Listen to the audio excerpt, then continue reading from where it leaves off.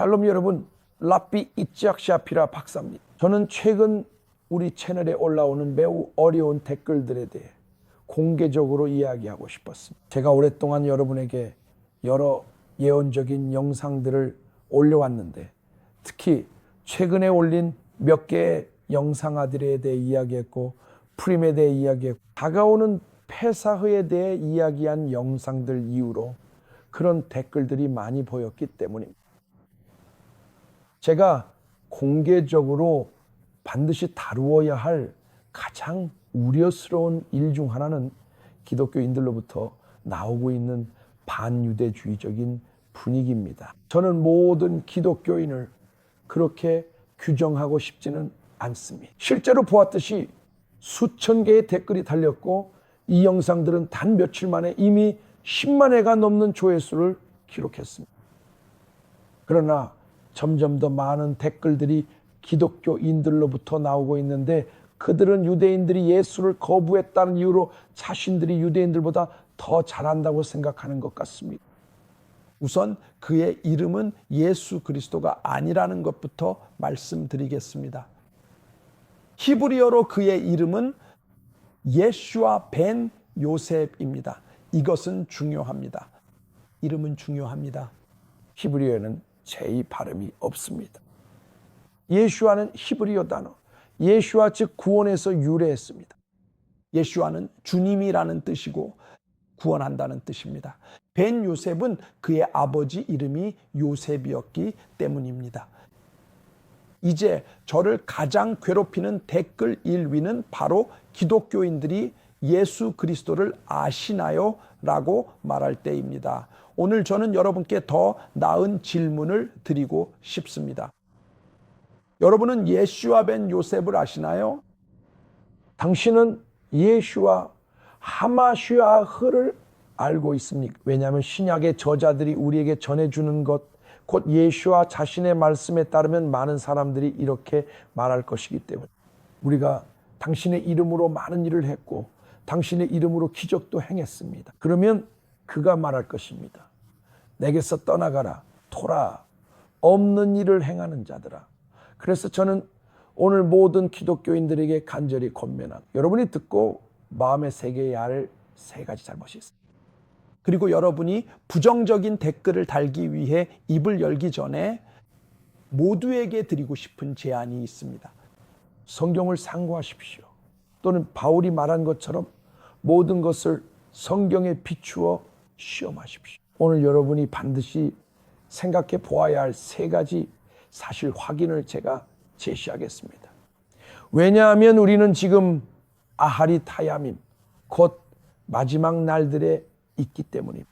설명했듯 모든 게 바로 떨어지진 않아요. 이렇게 내려갔다가 조금 내려가고 다시 조금 올라갔다가 또 더 내려가는 시기입니다. 이렇게 곧장 내려가는 것이 아니라 이런 시기입니다.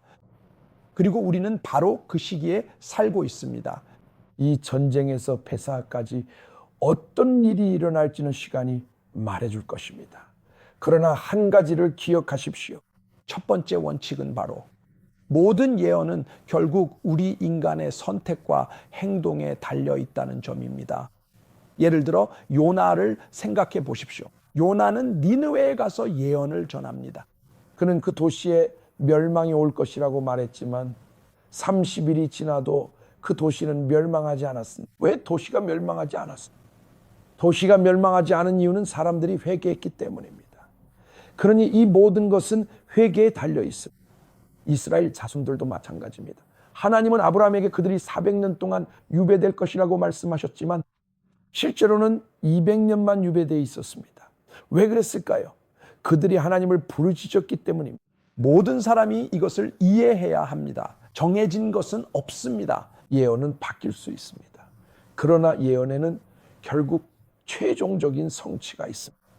그러나 곡과 마곡의 예언, 곧 에스겔 38장과 같은 예언이나 혹은 기독교인이라면 요한계시록과 같은 예언들을 그런 방식으로 접근해서는 안 됩니다.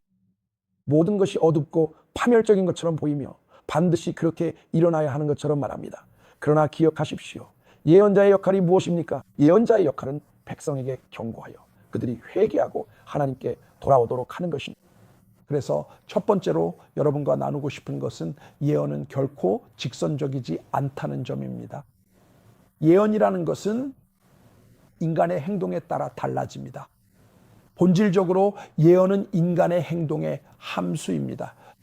이 점을 항상 기억하세요. 성경에 나오는 모든 것이 반드시 일어나야 하는 것은 아닙니다. 그리고 우리는 믿습니다. 참고로 기독교인들을 위해 여러분의 기독교 성경을 인용하겠습니다. 베드로후서 3장에 따르면 거룩함과 경건함을 통해 주님의 오심을 앞당길 수 있다고 나와 있습니다.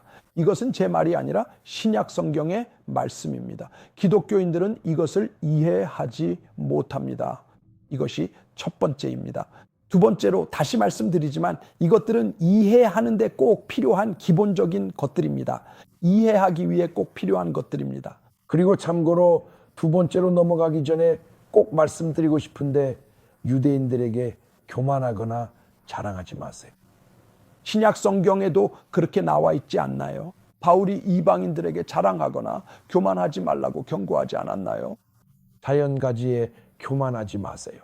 자연가지가 여러분을 지탱할 뿐 여러분이 그 가지를 지탱하는 게 아닙니다. 여러분, 이건 제가 하는 말이 아닙니다. 이러한 말들을 하는 것은 바로 신약입니다. 두 번째로 교회와 이스라엘에 관하여 말하겠습니다. 교회에도 남은 자가 있을까요?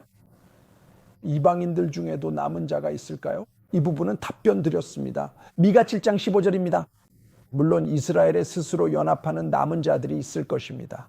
우리는 이런 모습을 항상 봅니다. 유대인들을 향해 진정으로 아무 조건 없는 사랑을 가진 기독교인들과 이방인들이 있습니다. 그들은 스스로를 유대인들에게 연결시키고 있으며 스가랴 8장 23절에 기록된 것처럼 유대인의 찌찌트를 붙들고 있습니다. 저는 그런 사람들은 소중히 여기고 사랑하며 따뜻하게 안아주고 우리의 가족 안으로 받아들여야 한다고 생각합니다. 이 채널에 계신 많은 분들이 이런 분들이라서 저는 감사하게 생각합니다. 유대인들을 진심으로 사랑하는 분들이 이렇게 많다는 사실에 정말 감사합니다. 하나만 이해해 주세요. 이런 댓글을 또 봅니다. 휴거가 곧 온다고요. 휴거가 온다고 하시는데 제가 질문 하나 드리겠습니다.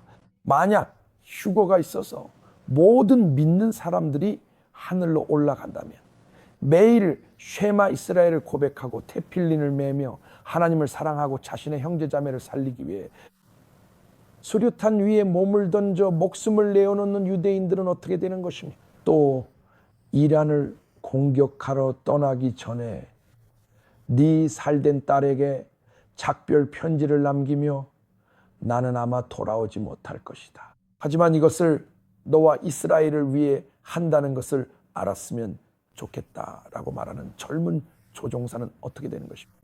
그렇게 자신의 생명을 내어놓는 사람들은 어떻게 되는 것입니까?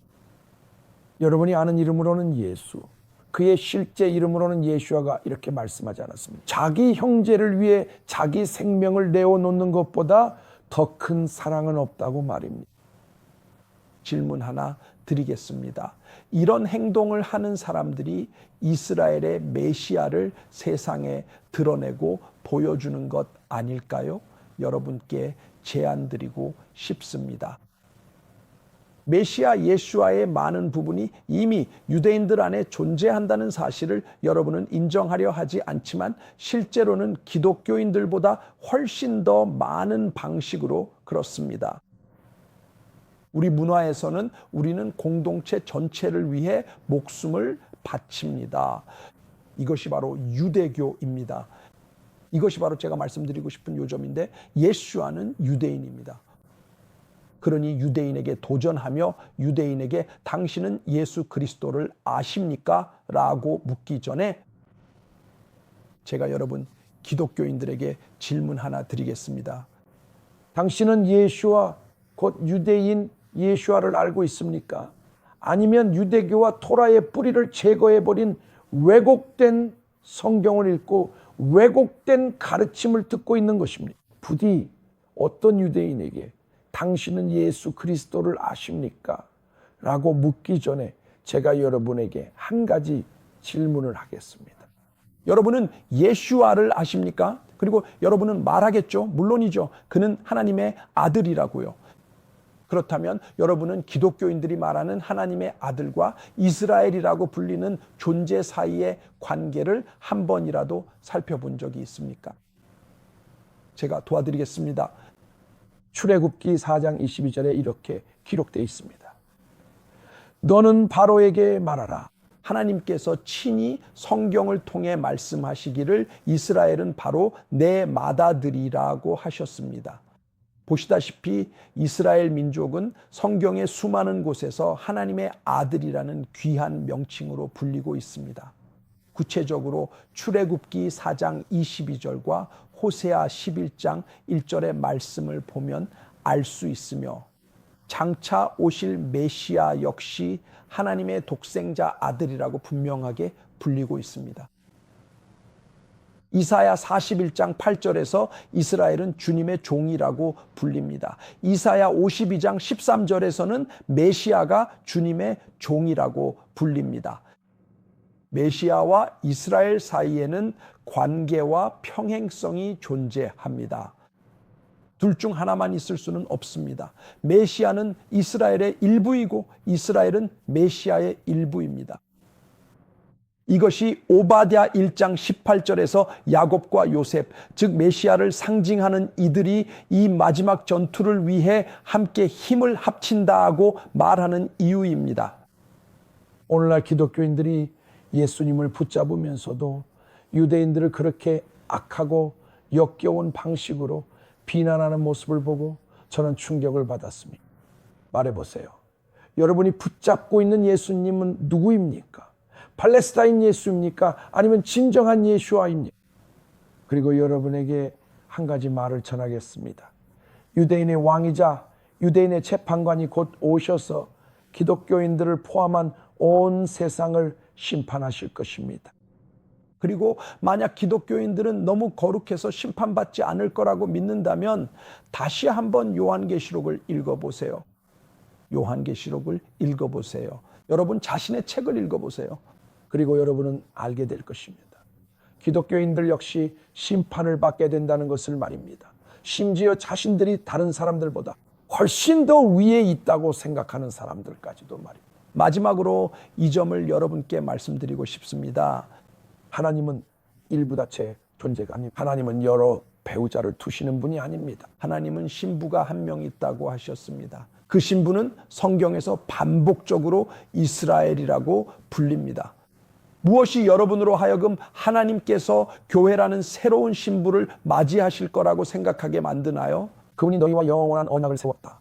내가 너를 나에게 영원히 약혼시켰다라고 말씀하신 이 사람들을 남겨둔 채 하나님이 여러분만 하늘로 데려가 결혼하실 것이라고 왜 생각합니까? 이 말씀을 잘 들어보십시오. 예수와께서도 천지가 없어질 때까지라 말씀하셨고 영원한 언약을 약속하셨습니다. 여러분은 하나님께서 이 언약을 버리고 다른 아내를 맞이하실 거라고 생각하십니까? 그렇게 되면 하나님은 속이는 분이 됩니다. 우리 하나님은 속이는 분이 아니라 신실하신 하나님이십니다. 여러분이 아멘이라는 말을 할 때마다 그것은 아도나이 멜렉 네에만 곧 주님은 신실하신 하나님이시다 라고 말하는 것입니다. 저는 우리의 신실하신 하나님을 믿기로 선택합니다. 저는 우리의 신실한 언약을 믿기로 선택합니다. 저는 우리의 신실한 관계를 믿기로 선택합니다. 그리고 저는 지금 열방이 선택의 기로에 서 있다고 믿습니다. 곧 하나님께서 유대민족과 맺으신 언약을 받아들이고 유대인들과 함께 서서 싸울 것인지 아니면 그것을 거부할 것인지 선택해야 한다는 것입니다. 루시 될 것인가? 오르바가 될 것인가? 여러분은 어떤 남은 자가 될 것입니까? 자랑하지 마십시오. 교만하지 마십시오. 유대인들과 함께 하십시오. 자신을 낮추십시오. 그들에게 배우고 사랑하십시오. 왜냐하면 유대인에게서 배운다면 결국 예수아가 누구인지 거울을 통해 보게 될 것이기 때문입니다. 결국 그분께서 말씀하셨습니다. 구원은 유대인에게서 난다고요. 제발 반유대주의와 악한 언사를 멈추고 자신을 준비하십시오. 왕께서, 유대인의 왕께서 속히 오십니다.